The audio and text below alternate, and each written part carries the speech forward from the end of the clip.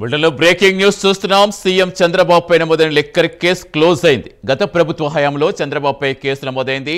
కోర్టుకు ఫిర్యాదుదారు నిరభ్యంతర పత్రం సమర్పించారు. దీంతో లిక్కర్ కేసులో దర్యాప్తు ముగిస్తూ సిఐడి పిటిషన్ వేస్తుంది.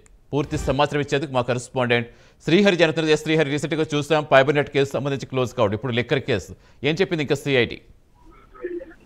రైట్ సతీష్, ఏదైతే ఏపీలో లిక్కర్ కేసు చంద్రబాబు 14-19లో సీఎంగా అధికారంలో చేపట్టిన తర్వాత ఏదైతే లిక్కర్ అమ్మకాలు కొనుగోలు జరిగిందో దానికి సంబంధించి ఆ తర్వాత వచ్చిన ఏదైతే వైసీపీ ప్రభుత్వం వెంటనే దీనిపైన విచారణ జరపాలంటూ కూడా అప్పుడు సిఐడి కేసు నమోదు చేసింది. అయితే దీనిపైన ఈ రోజు నేడైతే ఏదైతే ఉందో రాష్ట్రంలో పెద్ద సంచలన పరిణామంగా చోటు చేసుకుంది. ముఖ్యమంత్రి చంద్రబాబు నాయుడు అయితే భారీ ఊరట లభించింది. లిక్కర్ కేసు ఏదైతే ఉందో దీంట్లో దర్యాప్తు ముగిసినట్టుగా కూడా సిఐడి అధికారులు ఏసీబీ కోర్టులో అయితే పిటిషన్ దాఖలు చేశారు. ఇవాళ విచారణకు స్వీకరించిన కోర్టు వైసీపీ ప్రభుత్వ హయాంలో నమోదైన కేసులు అయితే క్లోజ్ చేస్తున్నట్లు పేర్కొంది.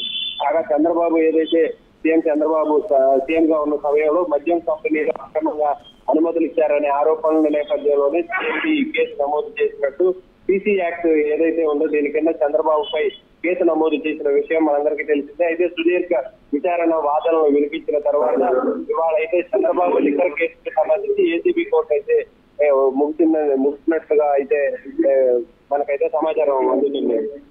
Ravi, right, thank you Srihari.